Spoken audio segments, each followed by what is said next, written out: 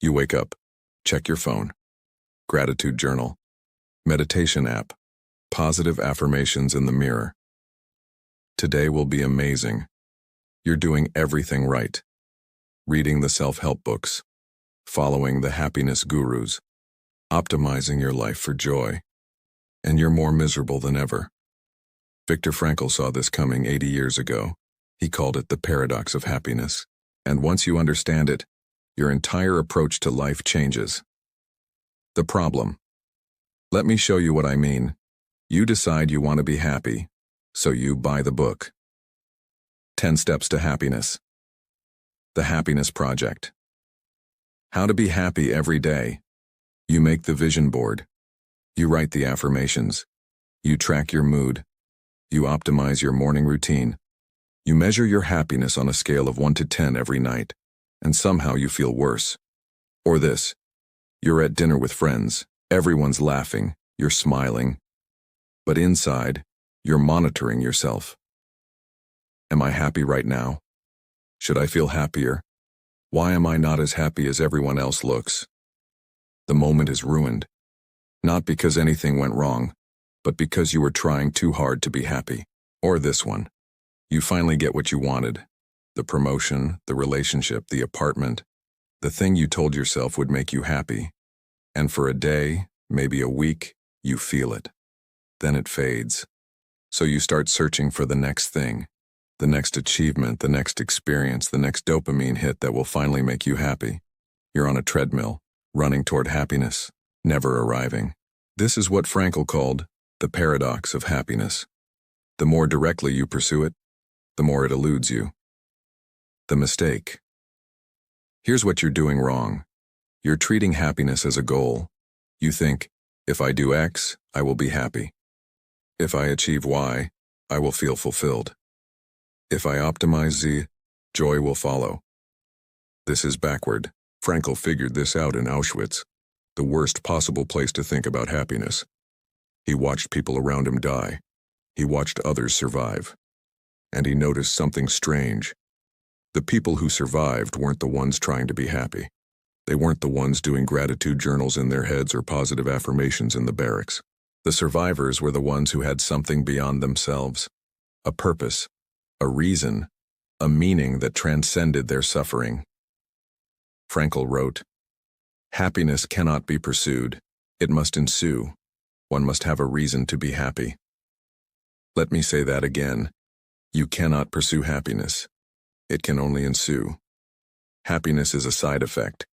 It's what happens when you're living for something beyond yourself. Think about the last time you were genuinely happy. Not fake Instagram happy, but truly content. I bet you weren't thinking about being happy. You were absorbed in something, creating something, helping someone, learning something, losing yourself in a moment. Happiness showed up because you stopped chasing it. But modern self-help culture inverted this. It made happiness the target, the metric, the outcome to optimize for, and that's why you're miserable. Frankl's framework. Frankl called this logotherapy, therapy through meaning. His core idea.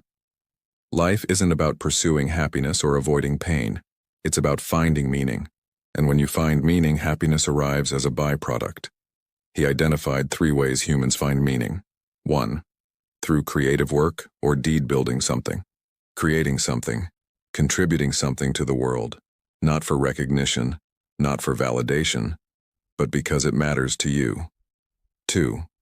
Through love and relationships, connecting with another person, caring for someone beyond yourself, experiencing something beautiful, art, nature, connection. 3. Through suffering. This is the controversial one. Frankl argued that even unavoidable suffering can have meaning if you choose your attitude toward it, if you decide what it means, if you let it shape who you become. He saw this in the camps. 2 men facing identical horror. One gave up. The other found purpose in helping others, in keeping his mind alive, in surviving to tell the story. Same circumstances, different meanings, different outcomes. Now here's the key. None of these paths are about pursuing happiness. You don't paint because it will make you happy. You paint because you must. because something in you needs to create. You don't love someone to be happy. You love them because they matter, because connection is valuable independent of how it makes you feel. You don't choose meaning in suffering to feel good.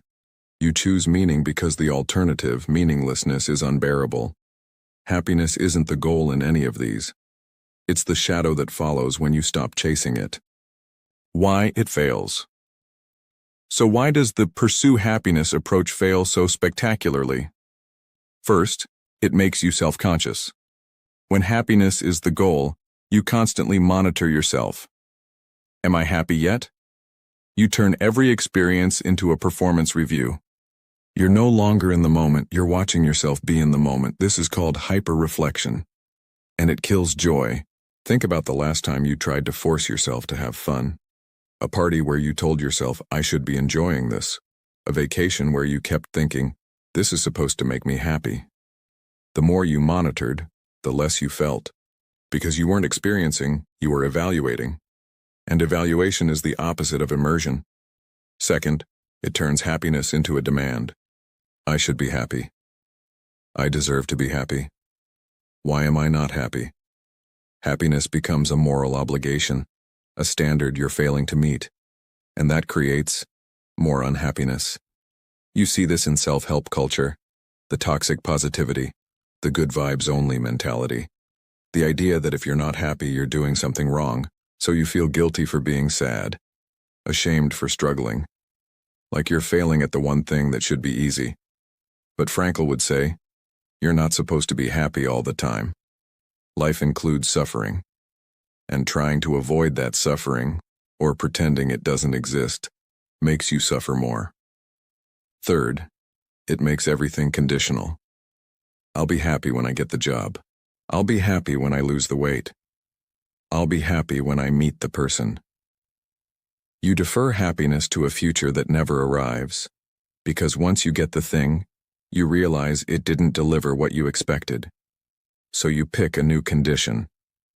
This is called the hedonic treadmill. You achieve something, get a temporary boost, then adapt back to baseline. So you chase the next thing, and the next, never arriving. Frankl saw this in his patients. People who achieved everything they thought would make them happy, wealth, success, recognition, and still felt empty, because they were chasing the wrong thing. They were optimizing for happiness instead of meaning. Frankl's approach inverts all of this. Meaning isn't conditional. It's not in the future. It's available now, in how you choose to show up, what you create, who you love, how you respond to what life gives you. Fourth, it turns happiness into a commodity. Modern culture treats happiness like something you can buy.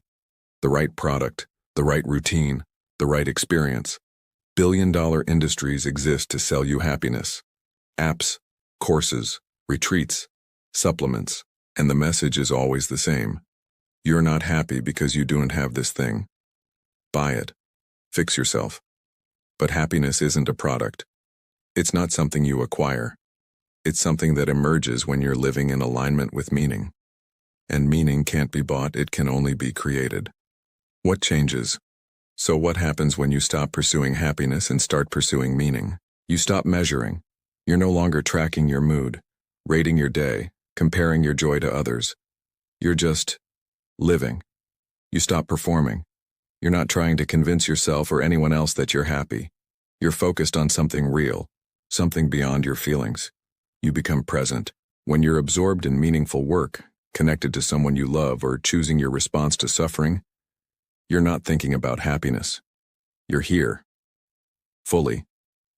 And ironically, this is when happiness shows up. Not as the goal. As the guest. The uninvited visitor who arrives when you stop waiting for it. Frankl survived Auschwitz, lost his wife, his parents, his brother, everything. And he wrote, "Everything can be taken from a man but one thing, the last of the human freedoms, to choose one's attitude in any given set of circumstances, to choose one's own way." He didn't pursue happiness in the camps. He couldn't. There was no happiness available. But he found meaning.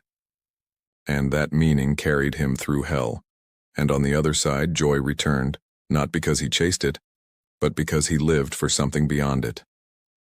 Practice. Here's what you do this week. Stop asking, what will make me happy? Start asking, what matters to me? Not what should matter. Not what makes other people happy. What actually matters to you. Then do that. Create that. Build that. Love that. Choose that. Don't measure it. Don't track it. Don't post it. Just do it because it's meaningful. And watch what happens. Happiness won't arrive on command, but it might show up anyway, when you're too busy living to notice. If this shifted how you think about happiness, leave a comment. What's one thing that matters to you that you've been neglecting? Not what makes you happy. What matters? And if you want more philosophy that actually changes how you live, subscribe. We're breaking down the ideas that shape everything, without the fluff. See you in the next one.